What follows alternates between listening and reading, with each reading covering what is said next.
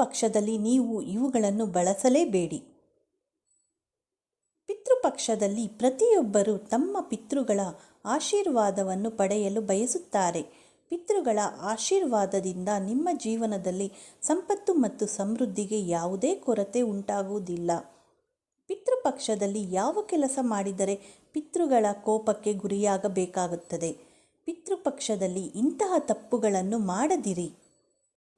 ಪ್ರತಿ ವರ್ಷ ಪಿತೃಪಕ್ಷವನ್ನು ಭಾದ್ರಪದ ಮಾಸದ ಹುಣ್ಣಿಮೆಯಿಂದ ಭಾದ್ರಪದ ಮಾಸದ ಅಮಾವಾಸ್ಯೆಯವರೆಗೆ ಆಚರಿಸಲಾಗುತ್ತದೆ. ಪಿತೃಪಕ್ಷದಲ್ಲಿ ಪೂರ್ವಜರಿಗೆ ಶ್ರಾದ್ದ, ವಿಧಿವಿಧಾನ, ತರ್ಪಣ, ಪಿಂಡದಾನ ಇತ್ಯಾದಿಗಳನ್ನು ಮಾಡುವ ಸಂಪ್ರದಾಯವಿದೆ. ಈ ದಿನಗಳಲ್ಲಿ ಪೂರ್ವಜರು ಕುಟುಂಬದ ಸದಸ್ಯರನ್ನು ಭೇಟಿಯಾಗಲು ಭೂಮಿಗೆ ಬರುತ್ತಾರೆ ಮತ್ತು ಅವರ ಕಾರ್ಯಗಳಿಂದ ಸಂತುಷ್ಟರಾಗಿ ಅವರಿಗೆ ಆಶೀರ್ವಾದವನ್ನು ನೀಡುತ್ತಾರೆ ಎಂದು ಹೇಳಲಾಗುತ್ತದೆ. ಈ ಬಾರಿಯ ಪಿತೃಪಕ್ಷವು ಸೆಪ್ಟೆಂಬರ್ 18ರಿಂದ ಪ್ರಾರಂಭವಾಗಲಿದೆ. ಈ ದಿನಗಳಲ್ಲಿ ಪೂರ್ವಜರಿಗೆ ಶ್ರಾದ್ದ ಇತ್ಯಾದಿಗಳನ್ನು ಮಾಡುವುದರಿಂದ ಅವರ ಆತ್ಮಕ್ಕೆ ಶಾಂತಿ ಸಿಗುತ್ತದೆ ಮತ್ತು ಸಂತುಷ್ಟರಾಗುತ್ತಾರೆ. ಮುಂದಿನ ಸಂತತಿಗೆ ಅಪಾರವಾದ ಅನುಗ್ರಹವನ್ನು ನೀಡುತ್ತಾರೆ. ಇದು ಅವರ ಜೀವನದಲ್ಲಿ ಸಂತೋಷ ಮತ್ತು ಸಮೃದ್ಧಿಯನ್ನು ತರುತ್ತದೆ, ಸಂಪತ್ತು ಮತ್ತು ಸಮೃದ್ಧಿಯನ್ನು ಹೆಚ್ಚಿಸುತ್ತದೆ. ಆದರೆ ಈ ಸಮಯದಲ್ಲಿ ಕೆಲವು ವಿಷಯಗಳ ಬಗ್ಗೆ ವಿಶೇಷವಾದ ಕಾಳಜಿ ವಹಿಸುವುದು ಬಹಳ ಮುಖ್ಯ. ಇಲ್ಲದಿದ್ದರೆ ಪೂರ್ವಜರ ಕೋಪಕ್ಕೆ ಗುರಿಯಾಗಬೇಕಾಗುತ್ತದೆ. ಇದನ್ನು ಹಸುಗಳಿಗೆ ನೀಡಿ. ಶಾಸ್ತ್ರದ ಪ್ರಕಾರ ಪಿತೃಪಕ್ಷದ 16 ದಿನಗಳು ಬಹಳ ವಿಶೇಷವಾಗಿರುತ್ತದೆ. ಇದರಲ್ಲಿ ಪ್ರತಿದಿನ ಹಸುಗಳಿಗೆ 2 ರೊಟ್ಟಿಗಳನ್ನು ತಿನ್ನಲು ನೀಡಬೇಕು. ಹಸುಗಳಿಗೆ ರೊಟ್ಟಿಯನ್ನು ನೀಡುವ ಮೊದಲು ಅದರ ಮೇಲೆ ಬೆಲ್ಲವನ್ನು ಹಚ್ಚಿ, ನಂತರ ನಿಮ್ಮ ಪಿತೃಗಳನ್ನು ಸ್ಮರಿಸಿ ಆ ರೊಟ್ಟಿಗಳನ್ನು ಹಸುಗಳಿಗೆ ತಿನ್ನಲು ನೀಡಬೇಕು. ಇದರಿಂದ ನಿಮ್ಮ ಪಿತೃಗಳು ಸಂತುಷ್ಟರಾಗುತ್ತಾರೆ ಹಾಗೂ ಅವರ ಆಶೀರ್ವಾದವು ನಿಮ್ಮ ಮೇಲೆ ಇರುವಂತೆ ಮಾಡುತ್ತದೆ. ಇವುಗಳಿಗೆ ಆಹಾರವನ್ನು ನೀಡಿ. ಪಿತೃಪಕ್ಷದಲ್ಲಿ ಅಸಹಾಯಕರಿಗೆ ಅಥವಾ ನಿರ್ಗತಿಕರಿಗೆ ನಿಮ್ಮ ಕೈಲಾದಷ್ಟು ದಾನ ಮಾಡುವುದು ಪೂರ್ವಜರ ಆಶೀರ್ವಾದಕ್ಕೆ ಮಂಗಳಕರವೆಂದು ಪರಿಗಣಿಸಲಾಗುತ್ತದೆ. ಆದ್ದರಿಂದ ಪಿತೃಪಕ್ಷದ ಸಮಯದಲ್ಲಿ ಬ್ರಾಹ್ಮಣರಿಗೆ ಆಹಾರವನ್ನು ನೀಡಬೇಕು. ಶ್ರಾದ್ದ ಆಚರಣೆಯ ನಂತರವೂ ಹಸುಗಳಿಗೆ, ನಾಯಿಗಳಿಗೆ ಮತ್ತು ಕಾಗೆಗಳಿಗೆ ಆಹಾರವನ್ನು ನೀಡುವುದು ಅಗತ್ಯವೆಂದು ಪರಿಗಣಿಸಲಾಗಿದೆ.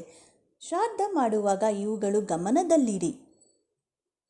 ಶಾಸ್ತ್ರದ ಪ್ರಕಾರ ಈ ಒಂದು ವಿಷಯವನ್ನು ನಾವು ಪಿತೃಪಕ್ಷದ ಸಮಯದಲ್ಲಿ ನೆನಪಿನಲ್ಲಿಟ್ಟುಕೊಳ್ಳಬೇಕು. ವಿವಾಹಿತರು ಶ್ರಾದ್ದವನ್ನು ಮಾಡುತ್ತಿದ್ದರೆ ಅವನ ಹೆಂಡತಿ ಅವನೊಂದಿಗೆ ಇರುವುದು ಅವಶ್ಯಕ. ಒಬ್ಬ ವ್ಯಕ್ತಿ ಎಂದಿಗೂ ಒಂಟಿಯಾಗಿದ್ದು ಶ್ರಾದ್ದವನ್ನು ಮಾಡಬಾರದು. ಇದಲ್ಲದೆ ಪಿತೃಪಕ್ಷದ ಸಮಯದಲ್ಲಿ ಯಾವುದೇ ರೀತಿಯ ಸೌಂದರ್ಯವನ್ನು ಹೆಚ್ಚಿಸುವ ವಸ್ತುಗಳ ಬಳಕೆಯನ್ನು ತಪ್ಪಿಸಬೇಕು. ಉಪ್ಪು. ಧರ್ಮಗ್ರಂಥಗಳಲ್ಲಿ ಉಪ್ಪನ್ನು ತೀಕ್ಷ್ಣವಾದ ವಸ್ತುವೆಂದು ಪರಿಗಣಿಸಲಾಗಿದೆ. ಈ ಕಾರಣಕ್ಕಾಗಿ ಪಿತೃಪಕ್ಷದ ಸಮಯದಲ್ಲಿ ಉಪ್ಪನ್ನು ಖರೀದಿಸುವುದು ನಿಷಿದ್ಧವಾಗಿರುತ್ತದೆ. ಆದರೆ ನೀವು ಇವುಗಳನ್ನು ಪಿತೃಗಳ ಹೆಸರಿನಲ್ಲಿ ದಾನ ಮಾಡುವುದಕ್ಕಾಗಿ ಖರೀದಿಸಬಹುದು. ಇವುಗಳನ್ನು ನೀವು ನಿಮ್ಮ ಸ್ವಂತ ಬಳಕೆಗಾಗಿ ಅಥವಾ ಕುಟುಂಬದ ಬಳಕೆಗಾಗಿ ಪಿತೃಪಕ್ಷದಲ್ಲಿ ಇವುಗಳನ್ನು ಖರೀದಿಸಬಾರದು. ಕಬ್ಬಿಣದ ಪಾತ್ರೆಯನ್ನು ಬಳಸಬೇಡಿ. ಪಿತೃಪಕ್ಷದ ಸಮಯದಲ್ಲಿ ಅಪ್ಪಿತಪ್ಪಿಯೂ ಅಡುಗೆ ಮನೆಯಲ್ಲಿ ಕಬ್ಬಿಣದ ಲೋಹದಿಂದ ತಯಾರಿಸಿದ ಪಾತ್ರೆಗಳನ್ನು ಬಳಸಬಾರದು. ಈ ಅವಧಿಯಲ್ಲಿ ಕಬ್ಬಿಣದ ಪಾತ್ರೆಗಳಲ್ಲಿ ಯಾವುದೇ ಆಹಾರ ಪದಾರ್ಥಗಳನ್ನು ಬೇಯಿಸಬಾರದು. ಧಾರ್ಮಿಕ ನಂಬಿಕೆಗಳ ಪ್ರಕಾರ ಪಿತೃಪಕ್ಷದ ಸಮಯದಲ್ಲಿ ಕಬ್ಬಿಣದ ಪಾತ್ರೆಗಳಲ್ಲಿ ಆಹಾರವನ್ನು ಬೇಯಿಸುವುದರಿಂದ ಪಿತೃಗಳು ನಿಮ್ಮ ಮೇಲೆ ಅಸಮಾಧಾನಗೊಳ್ಳಬಹುದು. ವಾಸ್ತವವಾಗಿ ಪಿತೃಪಕ್ಷದ ಸಮಯದಲ್ಲಿ ಪೂರ್ವಜರು ಕಬ್ಬಿಣದ ಪಾತ್ರೆಗಳಲ್ಲಿ ಆಹಾರವನ್ನು ಬೇಯಿಸುವುದರಿಂದ ತೃಪ್ತರಾಗಲು ಸಾಧ್ಯವಾಗುವುದಿಲ್ಲ.